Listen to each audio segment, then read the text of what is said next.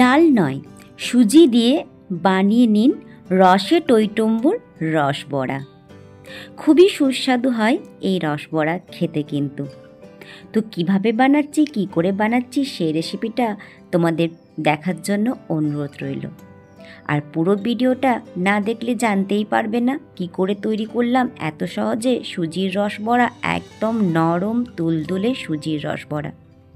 তার জন্য পুরো ভিডিওটা দেখতে থাকো। নমস্কার বন্ধুরা, তোমাদের গোপিকা চ্যানেলে আরও একবার ওয়েলকাম। সবাই কেমন আছো বলো? আশা করি তোমরা সবাই খুব ভালো আছো, আর তোমাদের ভালোবাসাতে আমিও ভালো আছি। সুজির রসবড়া বানানোর জন্য আমি কড়াইতে হাফ চামচের মতো ঘি দিয়ে 1 কাপের মতো আমি সুজি দিয়ে একদম লো টু মিডিয়াম আঁচে একটু হালকা ভেজে নেব। হাই আঁচে ভাজলে কিন্তু সুজি কালারটা নষ্ট হয়ে যাবে, পুড়ে যাবে, খেতে ভালো লাগবে না। সুজিটা 2 থেকে 3 মিনিট ভেজে নেবার পর আমি 2 কাপ দুধ মিশিয়ে দিলাম। যে কাপ মেপে আমি সুজি নিয়েছিলাম 1 কাপ, সেই কাপ মেপে 2 কাপ আমি দুধ মিশিয়ে দিয়ে ভালো করে নাড়তে থাকলাম। গ্যাসের আঁচ কিন্তু লো টু মিডিয়ামেই থাকবে। এভাবে সুজিটা দুধের সাথে নাড়তে নাড়তে কিন্তু আটার মতো একটা শক্ত ডো আস্তে আস্তে তৈরি হয়ে যাবে। দেখতেই পাচ্ছ, এভাবে করে নাড়তে নাড়তে কিন্তু সুজিটা আটার মতো একদম একটা ডো তৈরি হয়ে গেছে। এরপর এটাকে একটু ঠান্ডা করে নেব। খুব বেশি ঠান্ডা করা চলবে না। অন্যদিকে কিন্তু আমি পাত্রের মধ্যে 1 কাপ জল আর 2 কাপ চিনি দিয়ে চিনির শিরাটা করে নেব। আর সুন্দর গন্ধ আসার জন্য 2টো এলাচকে এভাবে ফাটিয়ে আমি চিনির শিরার মধ্যে দিয়ে দিলাম। চিনির শিরাটা যখন ফুটে আসবে তার মধ্যে মিশিয়ে দিচ্ছি কেশর। এটা কিন্তু সম্পূর্ণ অপশনাল। কেশর দিলে রঙটা সুন্দর আসবে বলে সেই জন্য আমি কেশর মিশালাম। তোমরা না চাইলে কিন্তু এটাকে স্কিপ করতে পারো। তো আমার কিন্তু চিনির শিরাটা একদম হয়ে এসছে। এরপর এটাকে আমি নামিয়ে নেব।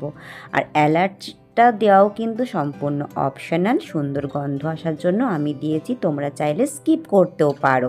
তো এভাবে করে আমি নামিয়ে রেখে দিলাম, ততক্ষণ এটা ঠান্ডা হয়ে যাক। অন্যদিকে কিন্তু আমার সুজির ডোটাও একদম ঠান্ডা হয়ে গেছে, মানে খুব বেশি ঠান্ডা করা চলবে না কিন্তু। দেখতেই পাচ্ছ এখনও পর্যন্ত ধোঁয়া উঠছে, কিন্তু হাতে নেওয়ার মতো আমি ঠান্ডা করে নিয়েছি এভাবে করে। এরপর এর মধ্যে মিশিয়ে দিচ্ছি 1 চামচের মতো পাউডার দুধ আর মিশিয়ে দিচ্ছি অল্প একটু ঘি। হাতে ঘি নিয়ে এটাকে ভালো করে মথে নেব। খুব বেশি ঠান্ডা করা চলবে না, খুব বেশি ঠান্ডা হয়ে গেলে কিন্তু সুজিটা একটা মসৃণ ডো তৈরি হবে না। আমি হাতে নেওয়ার মতো ঠান্ডা এটাকে করে নিয়েছি, তাও কিন্তু গরম আছে। এভাবে করেই কিন্তু আমি এটাকে ভালো করে মেখে নিচ্ছি। ভালো করে মেখে সুন্দর একটা ডো বানিয়ে নিতে হবে। যেভাবে করে আমরা আটা মাখি সেভাবে করে এটাকে মেখে নিচ্ছি। দেখতেই পাচ্ছ কত মসৃণ একটা ডো তৈরি হচ্ছে।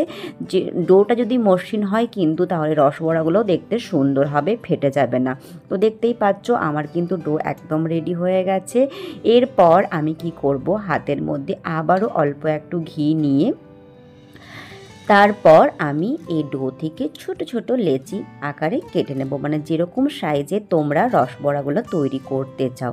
এভাবে করে আমি এখান থেকে দেখতেই পাচ্ছ লেচি কেটে নিচ্ছি। আর এই রসবড়া কিন্তু চটজলদি হয়েও যায় আর খেতেও কিন্তু অসাধারণ লাগে। তো মিষ্টি খেতে ইচ্ছে করলে কিন্তু এভাবে করে রসবড়া সুজি দিয়ে অবশ্যই বানিয়ে দেখতে পারো। খুব সহজেও তৈরি হয়ে যায় আর খেতেও ভালো লাগে। আর সুজি তো আমাদের সবার ঘরেই থাকে, তাহলে তৈরি করতে কোনো অসুবিধা নেই।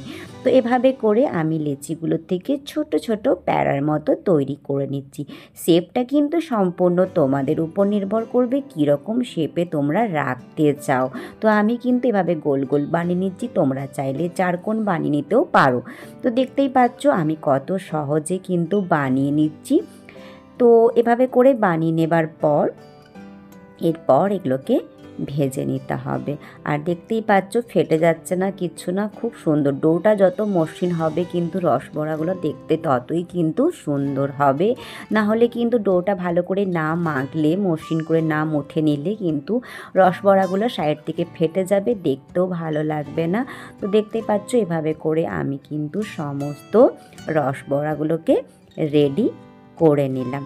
তো চলো এরপর স্টেপে দেখা যাক। তো এইভাবে করে আমি কিন্তু সমস্ত রসবড়াগুলোকে রেডি করে নিয়েছি। এরপর এগুলোকে ভেজে নেব। তার জন্য আমি কিন্তু গ্যাসের চুলায় একটা কড়াইয়ে সাদা তেল গরম করতে দিয়ে দিয়েছি। তেল গরম হয়ে গেছে। এরপর রসবড়াগুলোকে দিয়ে একদম লো টু মিডিয়াম আছে কিন্তু ভেজে নেব। হাই আছে একদমই ভাজবে না, উল্টে পাল্টে নিয়ে ভাজবো। একটা সাইড আগে কিছুক্ষণ হতে দিলাম, তারপর উল্টে নিলাম। দেখতেই পাচ্ছ কত সুন্দর করে ভাজা হচ্ছে। এভাবে করে উল্টে পাল্টে গোল্ডেন কালার যখন চলে আসবে, সুন্দর একটা কালার, তখনই কিন্তু এগুলোকে তেল ঝরিয়ে একটা প্লেটের মধ্যে তুলে নেব। দেখতেই পাচ্ছ কত সুন্দর কালার এসছে। তো এভাবে করেই কিন্তু আমি ভেজে ভেজে তুলে নিচ্ছি। তো এভাবে করে বাকি রসবড়াগুলোকেও আমি ভেজে নেব। তো এভাবে করে সুন্দর গোল্ডেন কালার করে আমি কিন্তু সমস্ত রসবড়াগুলোকে ভেজে একটা প্লেটের মধ্যে তুলে নিচ্ছি। দেখতেও কিন্তু অসাধারণ হয়েছিল আর খেতেও কিন্তু অসাধারণ হয়েছিল। তো নতুন বন্ধুদের কাছে অনুরোধ রইল কিন্তু আমার চ্যানেলটিকে সাবস্ক্রাইব করে পাশে থাকা বেল আইকনটি অবশ্যই অন করে দিও, তাহলে যখনই আমি ভিডিও ছাড়বো নোটিফিকেশান তোমাদের কাছে পৌঁছে যাবে।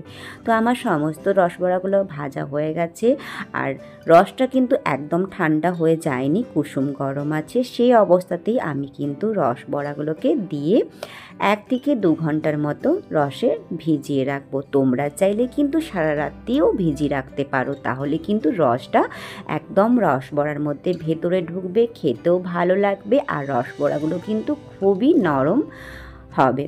তো এভাবে করে আমি 2 ঘন্টার জন্য রেখে দিয়েছিলাম। 2 ঘন্টা হয়ে গেছে, দেখতেই পাচ্ছ রস ঢুকেছে। কিন্তু এটাকে সারা রাত যদি রাখা যেত আরও বেশি ভালো হতো, কিন্তু আমার হাতে সময় ছিল না, তো সেজন্য আমি 2 ঘন্টার মতো রেখেছিলাম। তোমাদের হাতে যদি সময় থাকে তো সারা রাত্রি রাখতে পারো। কিন্তু এরপর রসবড়াগুলোকে আমি একটা প্লেটের মধ্যে সার্ভ করে নেব।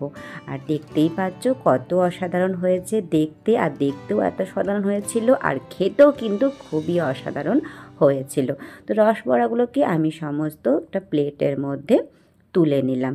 তুলে নেবার পর এটাকে আরেকটু সুন্দর দেখানোর জন্য আমি উপর থেকে একটু পেস্তা কুচি করে উপর থেকে একটু ছড়িয়ে দিচ্ছি, যাতে দেখতে সুন্দর লাগে।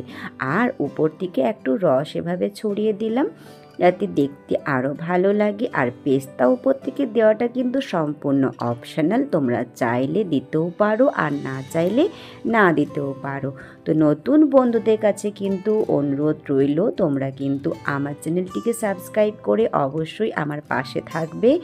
আর সবাই কিন্তু ভালো ভালো কমেন্ট করতে একদমই ভুলো না, কারণ তোমরা জানো তোমাদের ভালো ভালো কমেন্টের অপেক্ষায় আমি সব সময় থাকি। আর তোমাদের একটা ভালো কমেন্ট, একটা লাইক আমাকে আরও নতুন ভিডিও বানানোর জন্য উৎসাহিত করে তোলে। তো তোমরা এভাবে সাথে থাকবে, পাশে থাকবে, তোমাদের কাছে এটা আমার অনুরোধ রইল। তো সবাই ভালো থাকবে, সুস্থ থাকবে। আর এভাবে করে অবশ্যই একদিন সুজি দিয়ে রসবড়া বানিয়ে দেখো, খেতেও যেমন অসাধারণ হয় আর দেখতেও কিন্তু খুবই অসাধারণ হয়েছিল।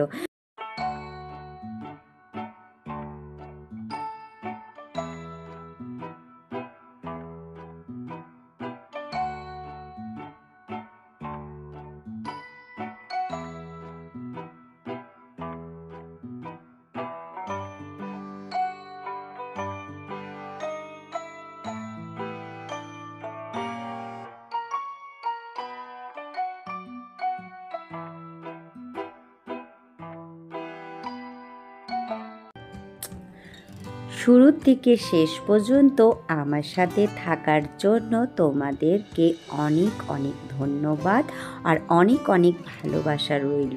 আবারও দেখা হবে নতুন একটা ভিডিওতে। ততক্ষণের জন্য তোমাদের সবার কাছ থেকে আমি বিদায়।